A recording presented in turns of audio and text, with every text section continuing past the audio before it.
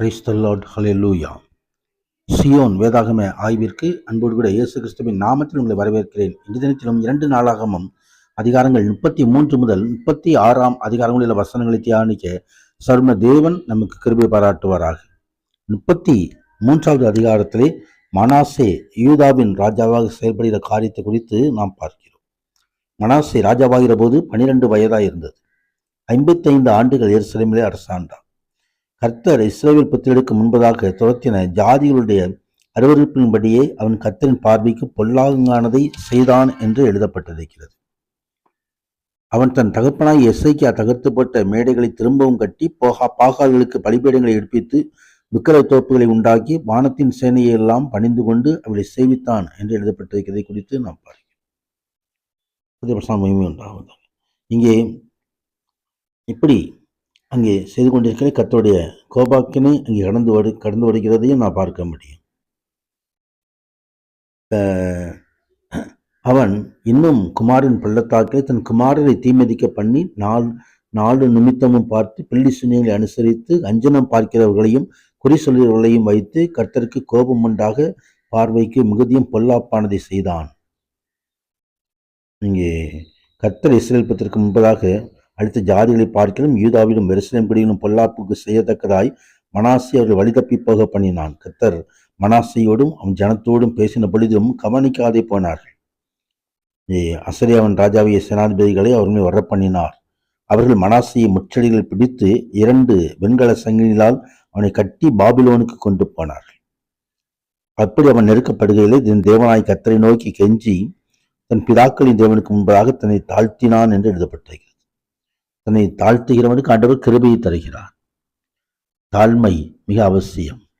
ஆண்டவரது அந்த குணாதிசயத்தை நான் பெற்றுக்கொள்ள செய்கிறது. தன் தாழ்மையோடு ஜெபித்த பொழுது அந்த ஜெபத்தை ஆண்டவர் கேட்டார். அவன் கெஞ்சுதலுக்கு இறங்கி அங்கே மீண்டுமாய் எருசலேமுக்கு தன்னுடைய ராஜ்யத்துக்கு வர பண்ணினார். கர்த்தரே தேவன் என்று அப்பொழுது மனாசே அறிந்தான் என்று எழுதப்பட்டிருக்கிறதை நாம் பார்க்கிறோம். ஜெபத்தை கேட்கிற தேவன். இங்கே கர்த்தருடைய பலிபீடத்தை செப்பனிட்டு அதன் மேல் சமாதான பலிகளையும் ஸ்தோத்திர பலிகளையும் செலுத்தி இஸ்ரவேல் தேவனாய் கர்த்தரை சேவிக்க வேண்டும் என்று யூதாவுக்கு கட்டளையிட்டான். தொடர்ந்து ஆமோன் யூதாவின் ராஜாவாக செயல்படுவதை குறித்து பார்க்கிறோம். ஆமோன் ராஜாவாகிற போது 22 வயதாக இருந்தது. 2 ஆண்டுகள் எருசலேமிலே அரசாண்டான்.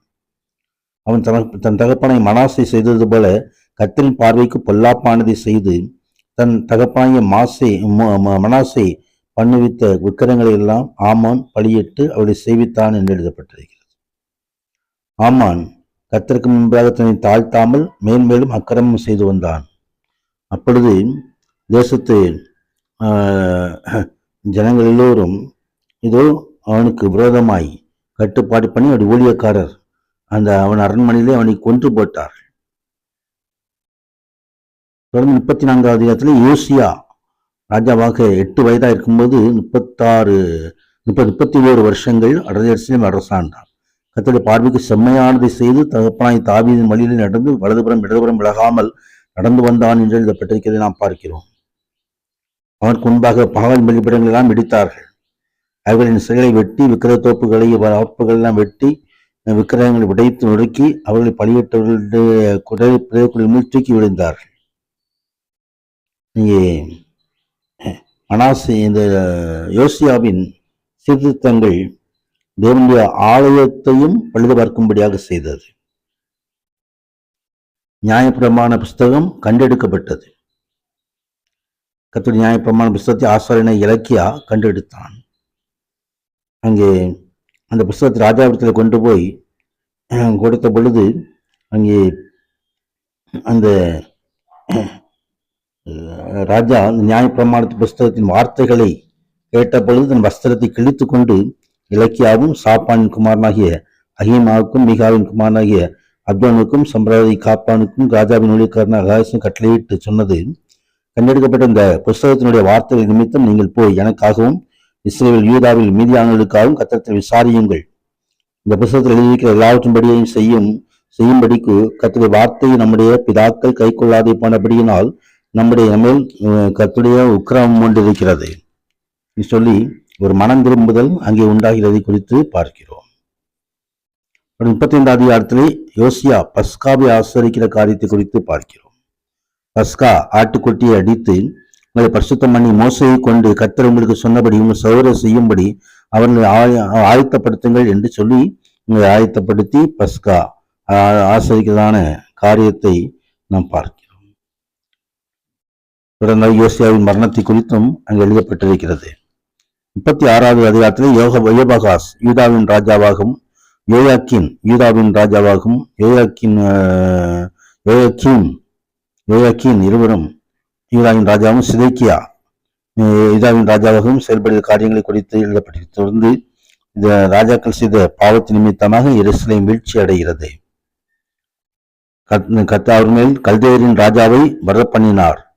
அவன் அவர்கள் எல்லாவற்றையும் சிறைபிடித்துக் கொண்டு போனார்கள் என்று எழுதப்பட்டிருக்கிறது நாம் பார்க்கிறோம். பாபிலோனுக்கு போகும்பொழுது ஆலயத்தில் உள்ள பனிமுட்டுகள் எல்லாவற்றையும் எடுத்துக்கொண்டு போய்விட்டார்கள். ஆம், இந்த ராஜாக்கள் அநேகம் பேர் ஆண்டவருக்கு உண்மையாயில்லை. உண்மை இருந்த ராஜாவை ஆண்டவர் பாதுகாத்தார், ஆசிரித்தார். இன்றைக்கும் ஆண்டுடைய கட்டளைகளுக்கு, ஆண்டு வசனங்களுக்கு, தேவனுடைய காரியங்களுக்கு நாம் கீழ்ப்படிவோம். தேவனுடைய ஆசீர்வாதங்களை பெற்றுக்கொள்வோம். உன்னதரான தேவன் தாமே அப்படியே நம்ம ஆசீர்வதிப்பாராக. ஆமீன், ஆமீன்.